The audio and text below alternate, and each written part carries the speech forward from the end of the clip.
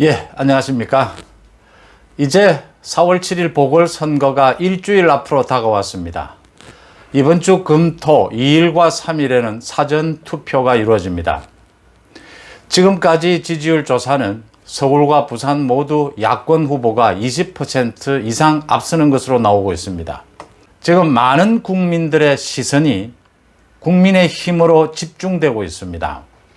국민의힘이 이렇게 많은 국민들의 기대와 시선을 한 몸에 받는 것, 지난 대선부터 시작을 해서 지금 5년여 만에 처음 있는 일입니다. 국민의힘으로서는 굉장히 중요한 일이다.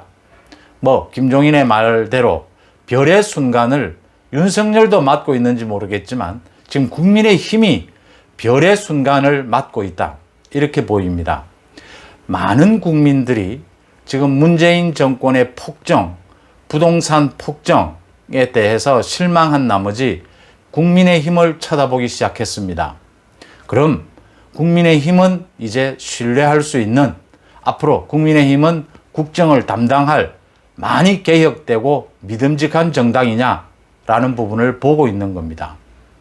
이때 선거를 맞아서 국민의힘 중앙당이 지금 하고 있는 메시지 관리나 정책 개발, 정책 발표 부분에 대해서 제가 좀 한심한 수준이다라는 쓴소리를 하지 않을 수가 없습니다. 이렇게 선거를 맞아서 급박한 상황이 되면 이 메시지 관리는 가장 중요해집니다. 선거판에서 후보 진영의 메시지 관리, 중앙당의 메시지 관리. 지금 언론이 집중되고 있는 것은 후보 캠프와 중앙당 지도부입니다. 당 지도부, 지금은 비상대책위원장과 원내대표에게 쏠릴 수밖에 없습니다. 이럴 때 어떤 메시지를 나가지 않게 하고 어떤 메시지로 집중해서 나가게 만드느냐 라는 부분들이 체계적으로 정리가 되어 있어야 합니다. 지금 선거 현장 유세는 후보 진영에 맡겨두면 됩니다. 대부분을. 지금 후보 진영에서는 오세훈이나 박형준, 또 안철수, 나경원, 또 초선 의원을 중심으로 잘 하고 있습니다. 그게 맡겨두면 됩니다. 이럴 때 중앙당에서는 뭘 해야 되느냐? 정말 국민의힘이 바뀌고 정책 정당이고 이제는 국정을 공정하게 운영해 갈 수 있는 능력을 갖출 정도로 이제는 개혁을 이루었다라는 것을 보여줄 수 있는 겁니다. 이 짧은 기회에 대부분의 국민들에게 그걸 보여줄 수 있다는 것이 얼마나 소중한 순간이고 별의 순간입니까? 이럴 때 정책 개발 능력 보여줘야 한다. 그 다음 메시지를 가지고 지금 아직도 김종인이가 7일 선거 뒤에는 지배를 가느냐, 아니면 국민의힘 대표에 도전하느냐, 윤석열과의 관계는 어떻게 설정할 것이냐, 이런 메시지는 나오지 않도록 해야 합니다. 기자들은 질문을 하죠. 기자들은 관심이 있는 것이 가장 큽니다. 이럴 경우에 가급적이면 선거에 필요가 없고, 두 번째, 국민의힘이 정말 신뢰할 만한 정책 정당으로 개혁을 이루었다라는 이미지 구축에 도움이 안 되는 말들은 하지 않으면 됩니다. 기자들이 물으면 똑같은 말을 되풀이하면 기자들은 기사화하지 않습니다. 이렇게 메시지를 관리하는 것이죠. 이런 부분들을 지금 전혀 하지 못하고 있습니다. 지금 이 선거판에 김종인이가 선거 뒤에 어떤 처신을 할 거며 윤석열과 김종인이 어떤 관계를 할 거며 이게 지금 뭐가 중요합니까? 이 선거판에 윤석열은 윤석열 자신의 일을 잘 해가고 있습니다. 문제는 국민의힘 지도부입니다. 메시지 관리도 안 되고 정책 개발도 안 됩니다. 정말 장기적으로 제가 국민의힘의 사정을 몰라서 하는 소리가 아닙니다. 국민의힘 지금 정책 개발 제대로 된 여론조사 하나 해낼 수 없는 형편이라는 것 압니다. 그렇지만 이렇게 소중한 기간이 없습니다. 앞으로 남은 일주일.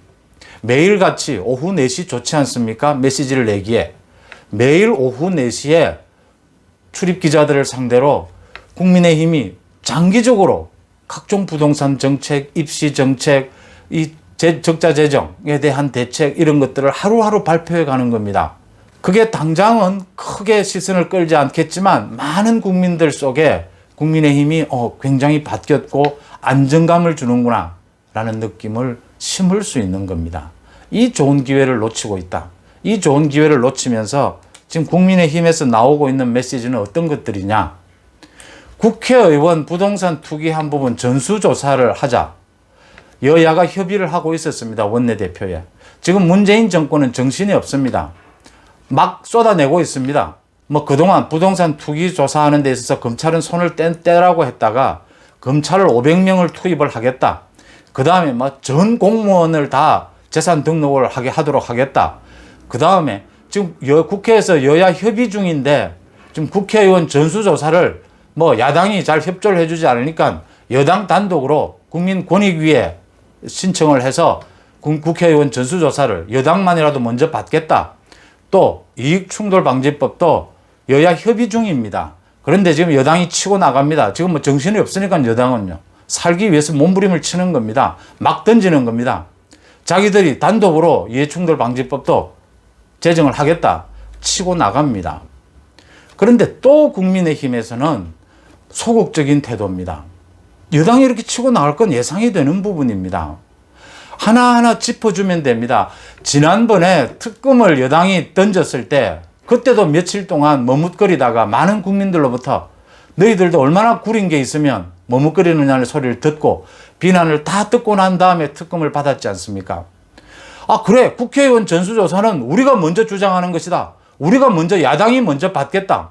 특별법을 지금 하자라는 걸 협의하고 있는데 지금 여당이 치고 나오는 마당입니다. 그러면 바로 먼저 치고 나가야 하는 거죠. 국회의원 전수조사 우리가 먼저 하자고 제안한다. 이해충돌방지법 많은 지금 결함이 있지만 당장 제정을 하겠다면 우리가 먼저 나서겠다. 못할 게 뭐가 있습니까? 민주당이 협의 중인 사항에 대해서 원칙도 체계도 없이 허겁지겁 저렇게 선수를 치고 나선다. 셀프 조사해서 무마하려고 하는 것이다. 이렇게 비판도 필요합니다. 그렇게 비판하는 것도 필요한데 더 중요한 것은 국민의힘이 야당이 이런 지금 전 국민의 지금 비판의 시선이 쏟아지고 있지 않습니까?